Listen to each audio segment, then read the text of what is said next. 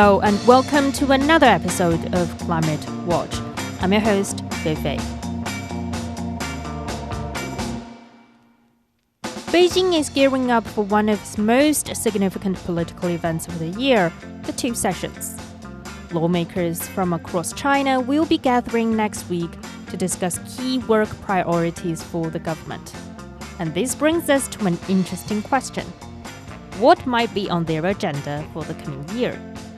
As I was thinking about this, I revisited last year's Central Economic Work Conference document. It provided an overarching view of the government's policy directions and priorities. We've also covered that document in a previous episode. I'll link that in the description below. And among many focus areas, it specifically highlighted the push for the construction of zero-carbon industrial parks. And then just last month, the National Development and Reform Commission, the NDRC, or the body responsible for national economic and social development policies, once again mentioned the construction of zero-carbon parks as a key task for 2025. But why are zero-carbon industrial parks so important for China at this moment? And how do we actually make them a reality? To answer these questions, I reached out to two professionals deeply involved in the field. First, we have Song Yuyan. She's the Director General of the Secretariat of Green Partnership of Industrial Parks China. She'll provide us with practical insights into what's happening on the ground in building these parks. And then we have Han Wei from the Energy Foundation, who'll share insights from a policymaking perspective. I'm joined by Ms. Song Yuyan today. She and her organization have actually been involved in the construction and also decarbonization, green transition of many industrial parks here in China. So welcome today, Yuyan, and I have so many questions for you. I'm glad to see you, and I would like to tell some the information about net zero carbon park process. I've been to or seen many industrial parks, but never had the chance to get to know the works behind. And also now with the zero carbon concept being introduced, I can imagine your schedule will be quite tight this year. Do you have many new projects or ongoing projects approaching you right now?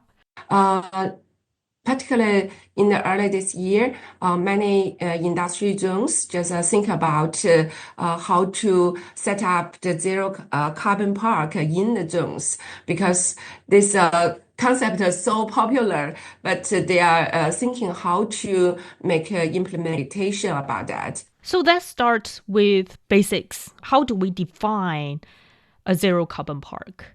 Okay. Zero carbon park is a reference as the park with net zero carbon emission, which is achieved by means of various carbon emission reduction measures and the offsite mechanisms. It is not absolute net zero emission. I think it is emphasized on the decoupling in economic development with carbon discharging. So this means it's not absolute net zero carbon. Currently, more and more the industry park operator start thinking about this concept already.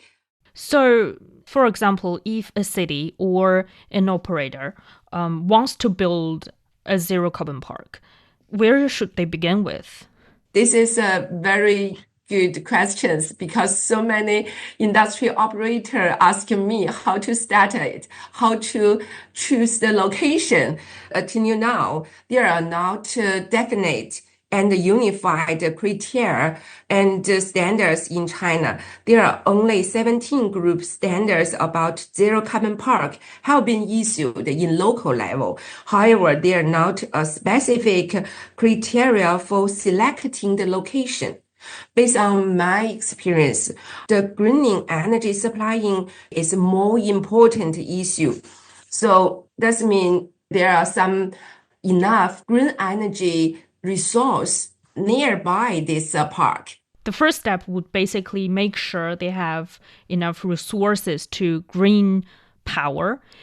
And then they need to go through a few steps of regulatory processes.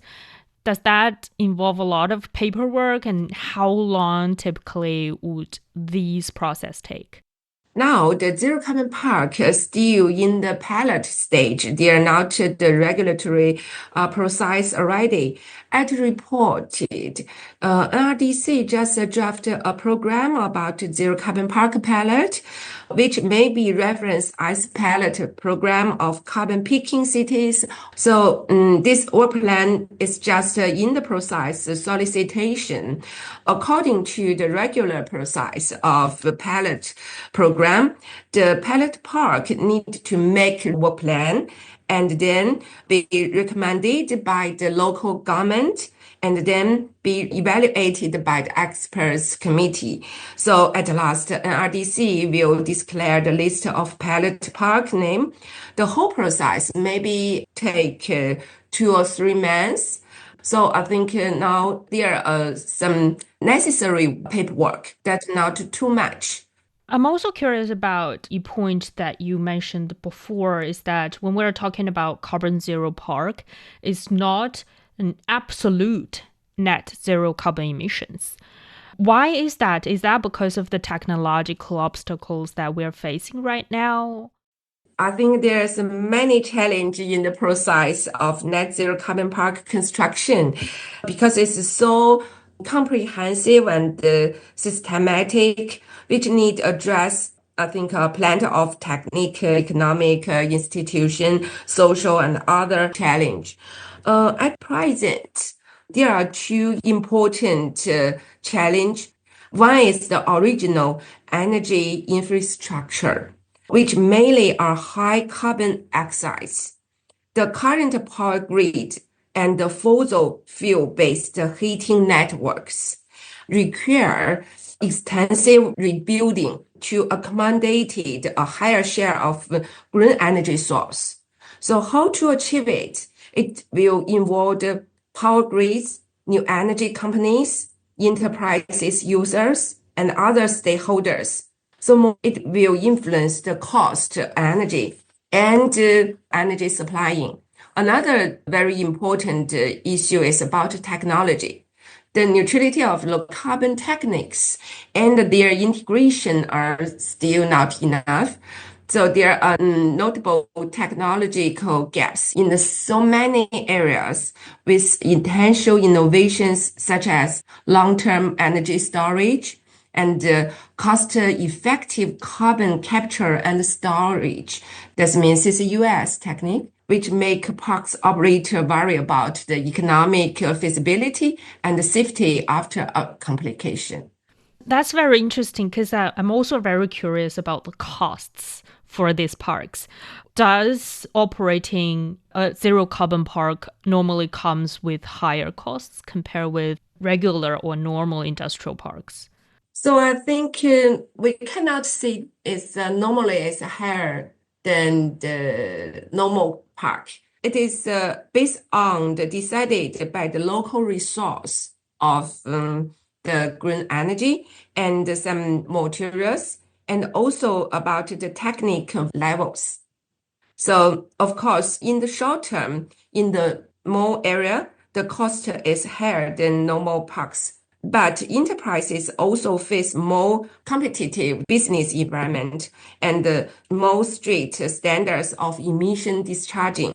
So they would like to locate in the zero carbon park. The zero carbon park can provide more green energy to them and also to reduce the carbon footprint of a product.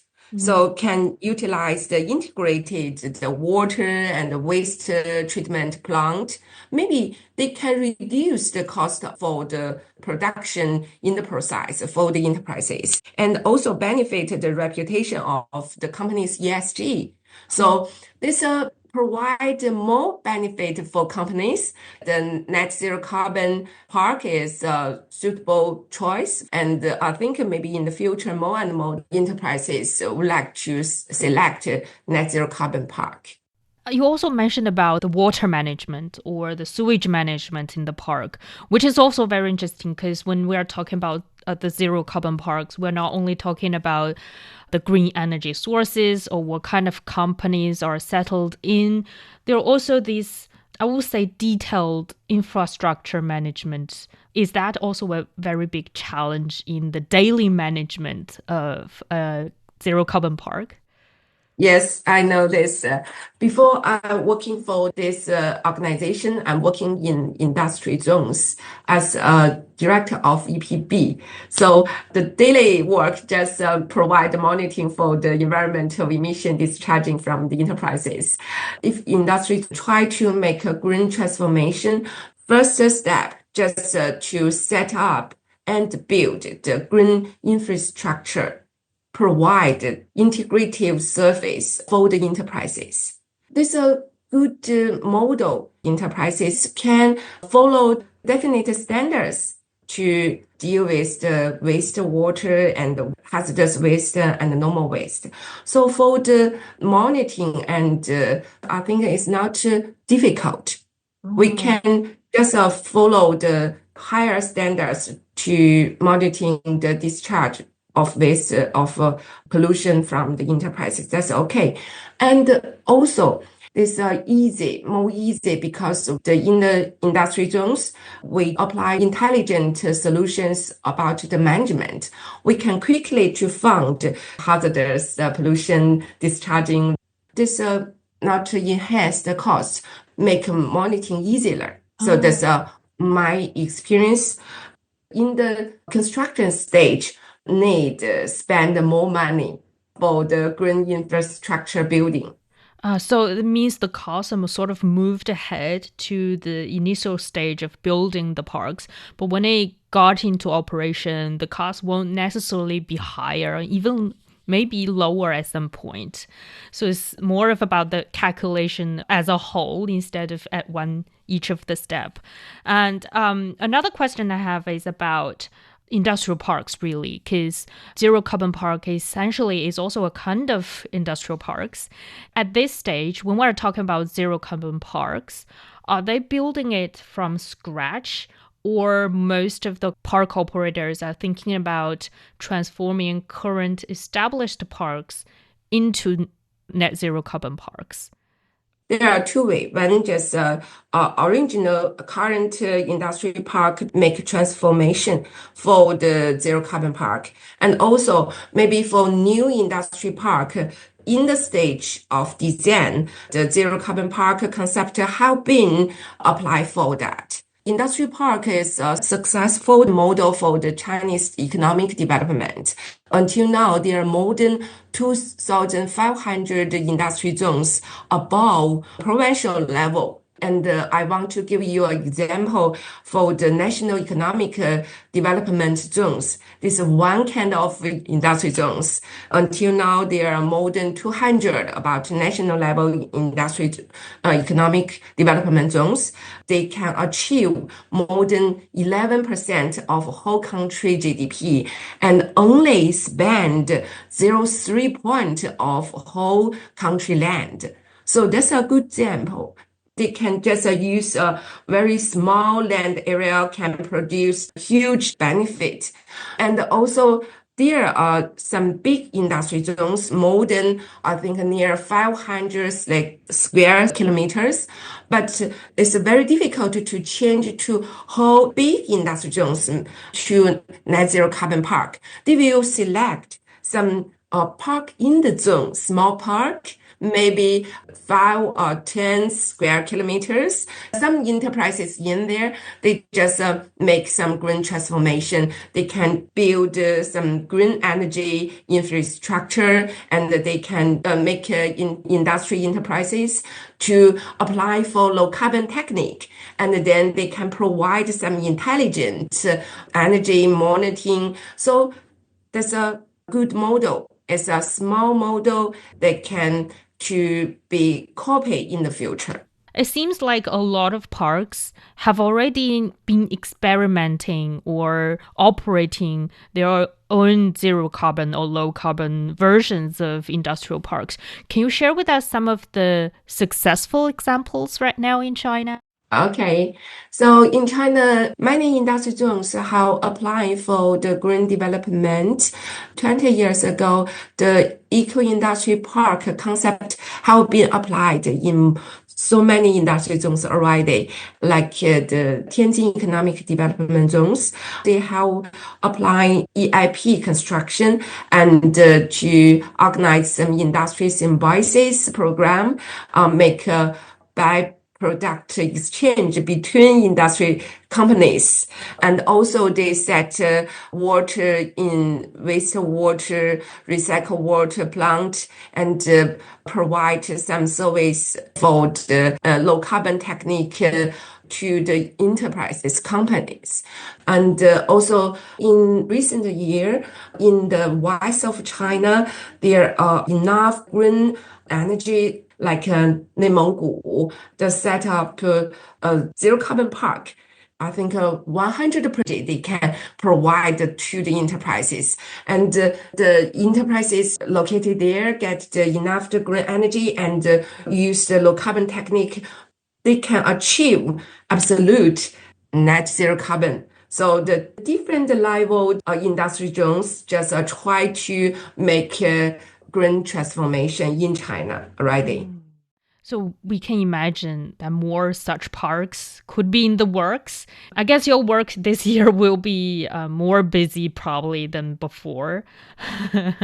So take care.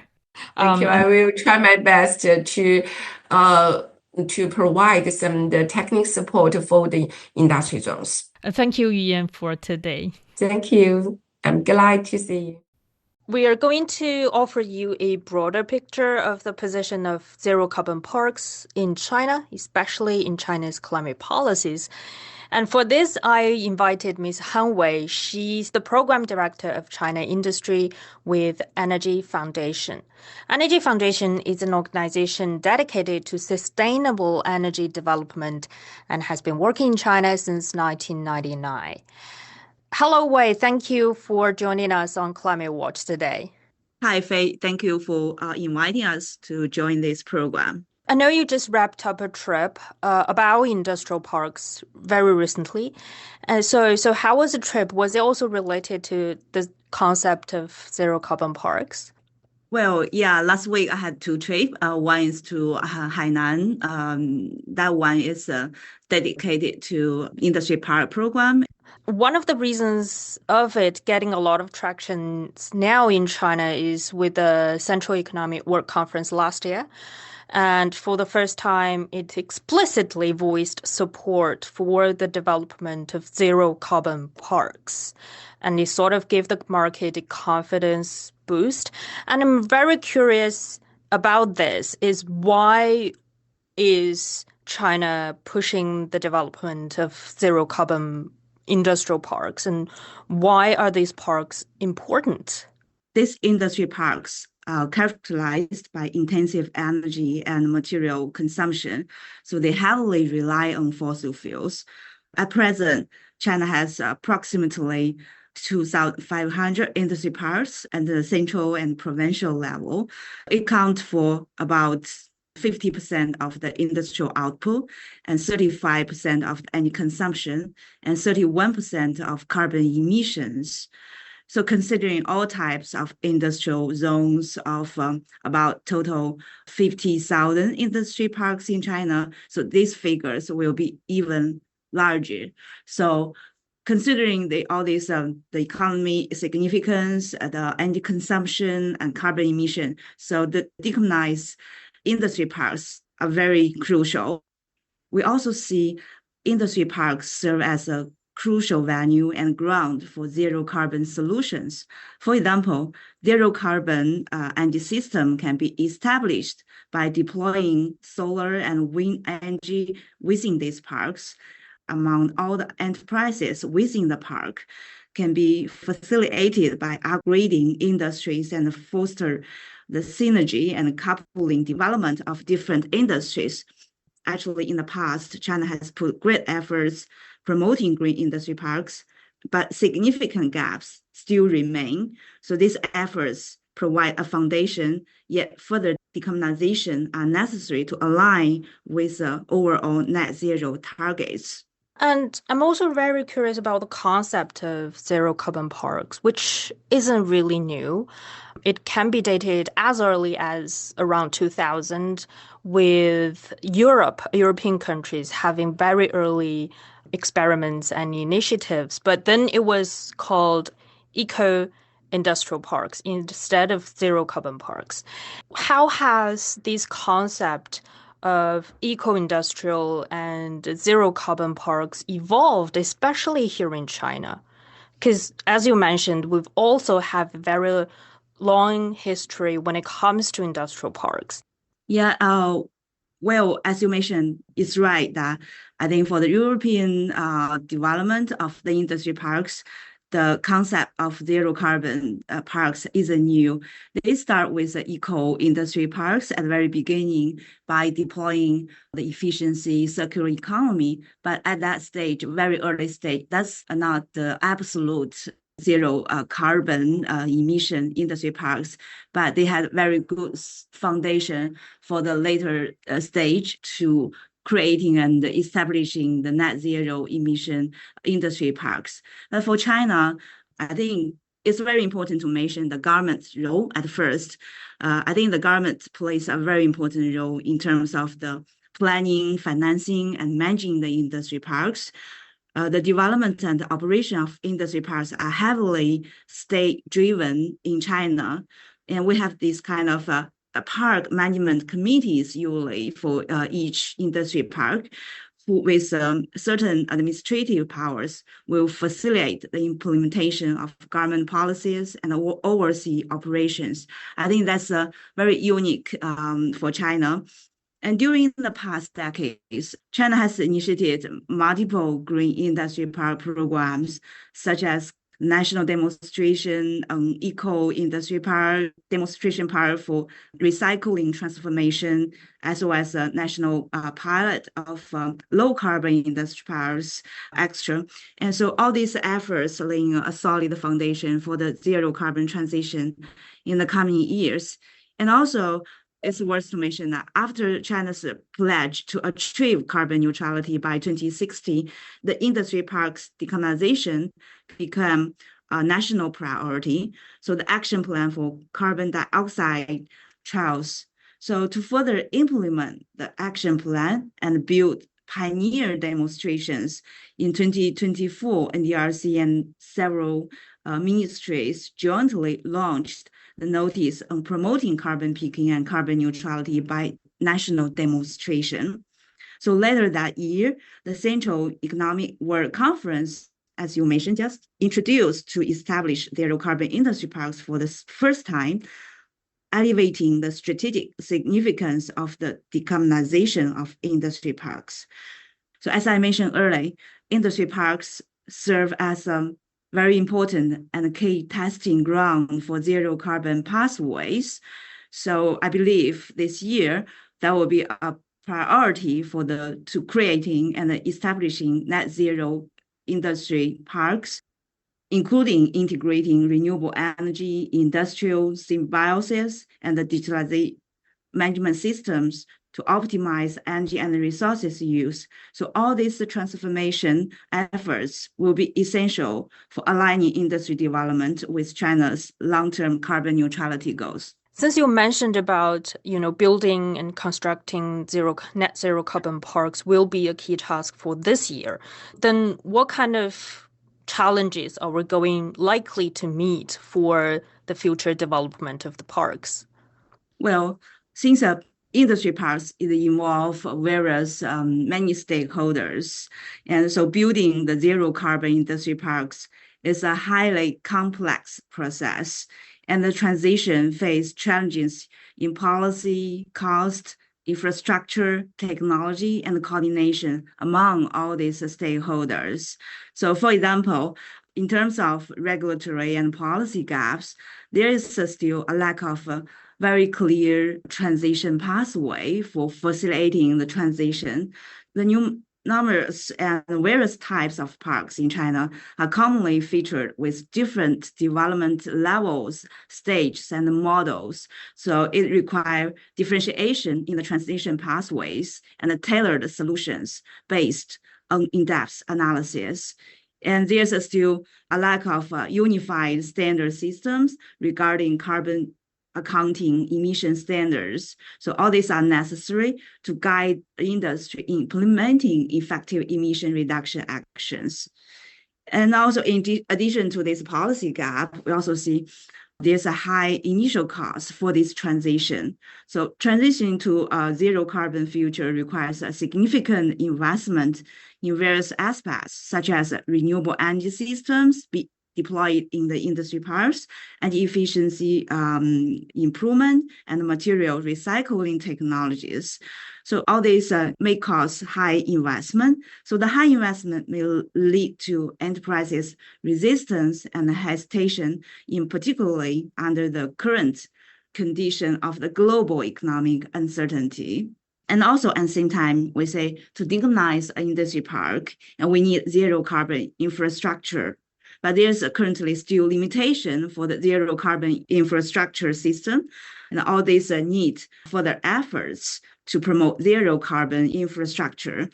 As I mentioned earlier, this needs a synergy among all the industry supply chains. So all this will bring the challenge to the technological development and the deployment. So scaling up advanced solutions like hydrogen-based technologies remain challenges. That's just one example. So we still face a lot of the barriers and challenging technology breakthrough.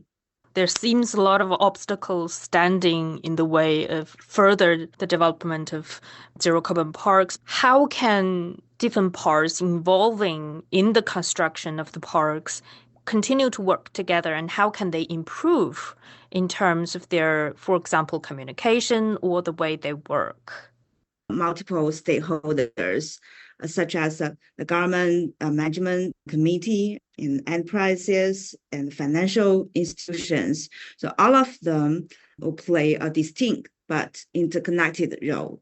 For example, for the government, I think they should develop high-level policies, regulations, and guidelines to guide the transition to zero carbon industry parks. But I would like to particularly mention the Parks Management Committee. They play a unique role in the decarbonization of industry parks in China. I believe they will serve as a bridge between business and the government to implement zero carbon strategies and oversee the planning and operation and monitoring of the transition process.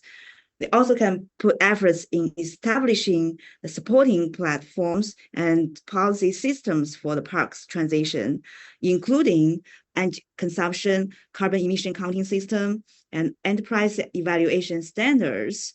And they also can have this kind of overall digitalized carbon transformation management system and a platform used for the whole industry park management. And also, they will have these kind of policies in terms of the tax, physical, and financial investment policies for the park, for the enterprise. I think the Park Management Committee also play a very important role to encourage the investment and construction of low carbon infrastructures, such as renewable energy system, to have more green electricity be deployed in the parks, and low carbon heating and cooling systems will be used by the enterprises, and charging stations for their transportation infrastructure within the parks. I believe another two important players will be enterprises and financial institutions. I think these two stakeholders are very important, can be interconnected. For the enterprises, they will have this kind of high initial cost for transitioning to a low carbon emission. So they need to invest and adopt energy efficient and low carbon technologies in production process by deploying the new technologies, and also reduce emission through innovation, such as synergy and circular economy practice and renewable energy deployment. the investment of enterprises and concrete and solid action from enterprises will be very important. So it's important to collaborate with all these business sectors within the park to create synergy together with the financial institutions. So the financial institutions, they should provide the investment and the financial solutions for all these the parks and the enterprises for green infrastructure, technology deployment, and the innovation. They also need to innovate their green financing mechanisms, products, and tools to support the industry parks and enterprises, their efforts on low carbon projects, especially for the retrofit projects of reducing the carbon emission and improving the energy efficiency so as to reduce financial cost for them. Where to start in terms of the next step of zero carbon parks? Are there, for example, some industries may likely to face less challenges compared to others? Well, general deep decarbonization for the industry sectors are not easy, and you cannot say which industry will be easy, but usually we say the industries like the new emerging technology like IT or high-tech service or light industry, they're relatively easier and they have clear decarbonization pathways as they are less carbon intensive and electricity driven. So that's just relatively comparing with the heavy industries. So the heavy industries such as steel, cement, and petrochemicals, non-ferrous require significant transformation. These sectors face unique challenges as they are highly energy intensive and rely heavily on fossil fuels. So the breakthrough this technological challenge requires substantial investment. Are there any regions or provinces or places that you have in mind sort of stand out to you that can have a lot of potential in building a zero carbon park? Yeah, well, I would like to take two examples. One is Suzhou and one is Yangpu Industry Park of Hainan Province. I think as one of the China's leading industry parks, Suzhou Industry Park has been actively promoting low carbon transition and zero carbon construction, achieving their significant target toward net zero. Suzhou Industry Park has placed a great emphasis on green and low carbon development.